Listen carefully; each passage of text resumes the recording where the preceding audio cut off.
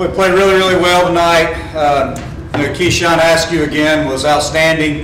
I thought our bullpen did a great job. Jackson Lindley came in behind him, threw the ball very well.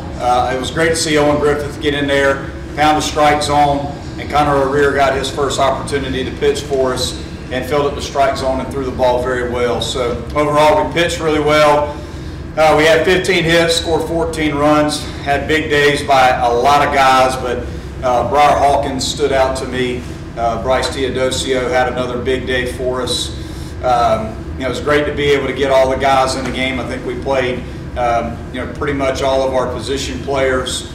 James Parker came in, hit a big home run. So it was good to see him be able to get in there and contribute as well. But again, just a lot of really good at bats tonight. Pitched well. Defense was solid. Overall, great game heading into the weekend. Coach, you think this is probably the deepest team that you've had since you've been at Clemson? Yeah, I think so. I mean, I think from a depth standpoint, pitching-wise and position player-wise, just our ability to play different lineups based on who the starting pitcher is, and guys that can play different positions, can hit in different spots in the order. We made a couple changes, put Logan in the two-hole, put Bird behind him, and Sharp and Wilkie behind those guys. So I mean, we can do some different things with this group of players. It's still early. We still got a lot of baseball to play, but so far I've been very, very impressed with our team and the ability to score runs and what we're getting on the pitching side as well. Just cycled through the game. I'm noticing freshmen. Mm-hmm. Can you say enough about this group and what they've done just so far? Well, I mean, we felt like it was the best group that we brought in recruiting-wise. So it's a very talented group. It really is, and they feel like they belong and they feel like they can compete right now. And a lot of those guys are able to do that. I mean, heck, even Hackenberg comes in there and first pitch he sees, he almost hits it out of the ballpark straightaway center field. So yeah, it's a special group of young men. It's a good group of kids, and they're very talented and they do things the right way. And it's been a lot of fun coaching them so far this year. Coach, you mentioned Briar. Second straight game you started him at first, moved Bird over to the third. Does he make you better defensively, or is it just about getting his bat in the lineup? It's about getting his bat in the lineup. He's getting more and more acclimated to first base. He was a middle infielder in high school, but he's getting more and more acclimated there. He's got good hands. He catches the ball well, and we just feel like he's a hitter. We just feel like he's a hitter, and we want to try to find a way to get him in the lineup and get him some at bats and see if he can become a guy that gets more and more at bats and finds a way in the lineup. Did you think about maybe leaving Bryce in for one more bat to get the cycle? No, it didn't even really occur to me. I don't look at stuff like that, quite honestly. I looked at it as it was really the last opportunity offensively for us to be able to get some guys. I thought it was more important to get guys off the bench, some at bats, and get them in the game than to be thinking about that. How do you like the momentum of your team coming into the South Carolina series? Well, I feel really good about it. Again, we've played well last weekend, and today may be the most complete game that we played. And ETSU's got a good club. They were 6-1 coming into today. We just got the ball rolling, early in the game and kept that good momentum going. Obviously it was a good game for us, a complete game for us. For the guys that haven't been a part of this rivalry series, what are you telling them as you go into this weekend? Quite honestly, we're going to treat this weekend like we do every other weekend from a preparation standpoint and a coaching standpoint. And I think sometimes when you try to get too high for a rivalry series, you tend to not stay within yourself. I think the big key for us is stay within ourselves and do what we're supposed to do. We know that the aggressiveness and the intensity and the energy of the rivalry is going to be there. And we know we're going to be able to feel the crowd. So, I mean, you wouldn't be human if you didn't embrace the rivalry and all the intensity that comes with it, coaching-wise and player-wise. But we're going to try to do everything we can from a preparation standpoint to do what we do every single week to get our guys ready to play. Because they got a good club. I mean, we've already been looking at them and studying their scouting reports and videos, and they're a strong physical club, and they've got some good arms. Their bullpen's very strong, so we got a heck of a test ahead of us this weekend. How would you describe this rivalry to someone that's never been a part of it or seen it? I think it's the best rivalry in all of college baseball. One thing that we sell recruits when they come and visit at Clemson is Clemson and the University of South Carolina is the Red Sox and the Yankees of the state of South Carolina. That's just the way it is. We're not a professional sports state. We are a college state. We're a college athletics state. So the people of this state, they're on one side of the fence or the other, and that's what makes this rivalry so great is, everybody across the state's pulling for one of us. So it's very intense, it's very heated. It's also a lot of fun. It's a lot of fun to be a part of. Monte, what's been the key for you guys in your 3 years here and the year before? What's been the key in this series with the streak you guys have been on with it? For us, it's just competing every single pitch because, again, the games are so competitive. You don't feel like you're out of it. You saw the game last year when we won the series here. I think we were up 6-0 at one point, and they stormed back and tied the ball game in the ninth inning. We had our best guy in there, Riley, and they find a way to tie the ball game. We win it in extras. The year before, Seth hits, we're down to our last strike. We hit a home run to tie it. We win it in extras and win the series.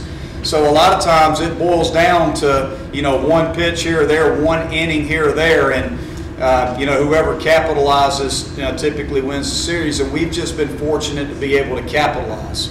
That's the big thing is don't take a pitch off because it could be the pitch that gets us back in the game or wins the series for us, wins the game for us. Every single pitch matters in this rivalry. How does the experience for the freshmen playing in this environment they're going to face this weekend help them when they get into ACC play? It's going to help tremendously. Again, it's like a super regional environment. So, you're not going to be able to put your guys in a more competitive, electric environment and crowd than you do this weekend. So for all of our first-year guys that are going to get a chance to play in it, embrace it because this is as good as it gets. And this is as intense as it gets. So I love it. I'm going to enjoy every minute of it, just being able to be a part of it. And I'm going to tell them that, hey, embrace it and enjoy every bit of it. And it doesn't get any better. You have 17 home runs now, actually tied with South Carolina for second in the nation. Do you think you've ever had 10 different players with a home run this early in the season? I don't think so. I don't recall having a lineup where it's spread out like that. A lot of times when guys hit for power or hitting home runs, a lot of times they hit them in bunches. And for us right now, it just seems like we've got a lot of guys that are getting really good swings off when they get a good pitch to hit, and that's what we do.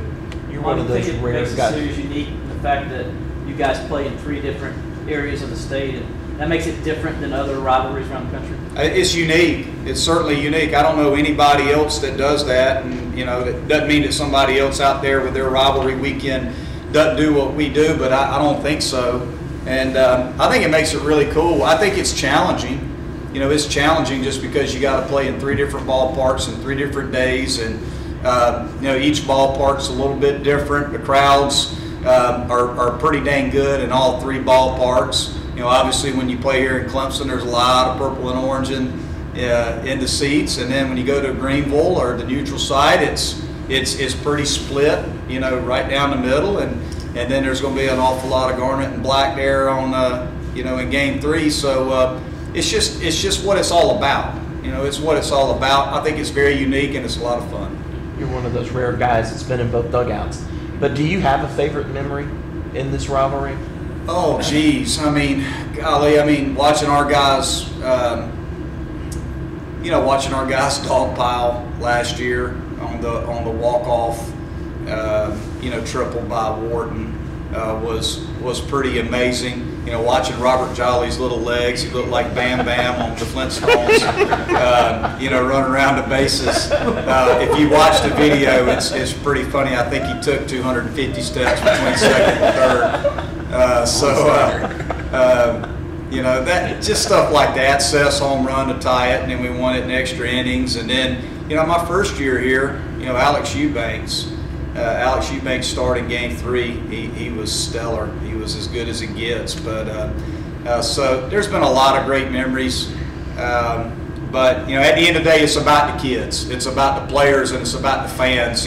I'm pretty irrelevant when it comes to this weekend. It's going to be how our guys compete. It's about our players and how they compete, and I'm excited about seeing how our guys show up on Friday ready to go. Is there a line you have to walk between not taking every pitch serious and being into every pitch, but also not letting your emotions get the best of you? Kind of being. I think I'll be honest with you. I don't take any game for granted. I just don't. And I think when you're a competitor, I think my guys will tell you, that's a good question for them. I mean, I think they'll tell you that, I'm pretty competitive in every single ball game, regardless of the score and what the situation is. I want to maximize what we can do as a team, and I think they understand that everything is important to me. I'm in for your team. For my team, yeah, my guys. I mean, my guys, they're going to be ready to go. I mean, we're not going to treat it any differently, than we do any other series. But again, I think the crowd alone and the rivalry and the history of the rivalry is going to be enough, for our guys to be ready. We're not going to have to talk about it a whole lot for the rest of the week. There's not going to be any motivational speeches or, anything like that, because I'm not going to have to do that. Our guys will be ready to go. Our guys are pretty dang competitive. We've got some good makeup guys in our dugout. They'll be ready to go. Is there anything that stands out about South Carolina's team? They're physical. They're really strong. That's what I know. They've got some guys that hit the ball extremely hard. If we make mistakes up in the zone, they're gonna run it out of the yard.